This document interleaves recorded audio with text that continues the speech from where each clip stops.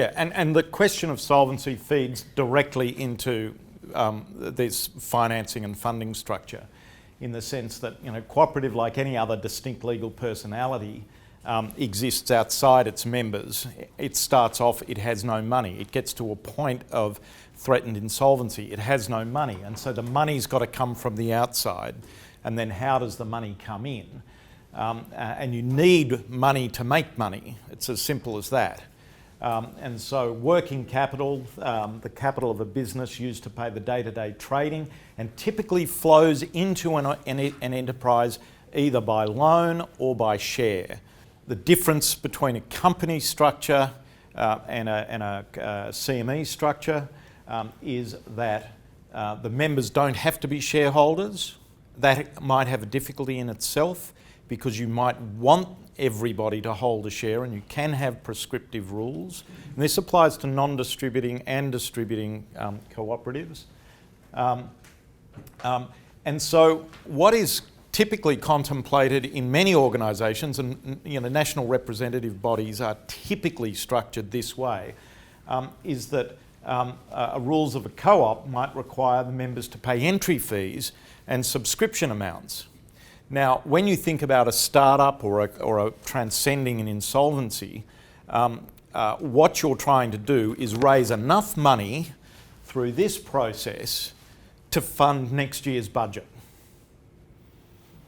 Now, if you're starting up, you typically have to raise a lot of money early, and that means it's going to tend to advantage those latecomers over those people that are prepared to reach into their pocket early.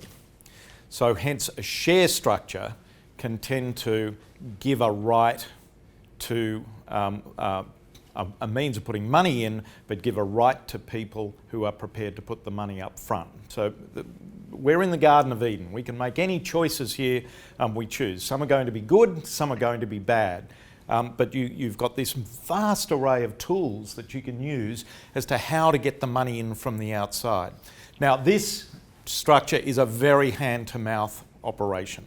You fund for next year's budget. But what happens with the burgeoning rise of long service leave, all of those contingent liabilities that flow? What if you get the budget wrong? Blah, blah, blah, blah, blah.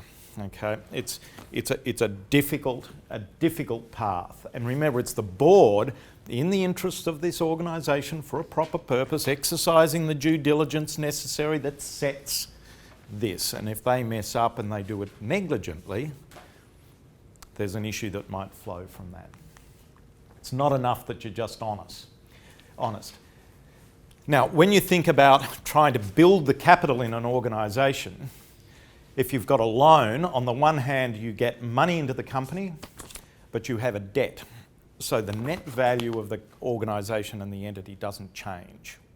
And typically, unless you're making profit effectively out of the money that you've borrowed, your capital starts to diminish towards a negative equity, because there's nothing there in the balance sheet to balance what you're doing. So you've got to move on a pure loan basis. You've got to move to profitability reasonably rapidly, or borrow enough money until your cash flow projections show that you are going to be cash flow positive at some point, and you start to build shareholder value. But remember, you've got to build shareholder value or member value to at least the amount of the loan until you get to a point of being able to say that this thing is now worth nothing rather than negative. Subscription for shares delivers funds into the body, and the asset on the other side, in the hands of the person who is owed the money, is the certificate itself. So it actually puts value in the balance sheet. So you start off effectively with a positive balance sheet, and that is the advantage of shares over loans. It's as simple as that. Now, shares in a cooperative do not have to be shares that deliver dividends. They do not have to deliver surpluses in the cases of non-distributing cooperatives. All you can get back is the face value of your share.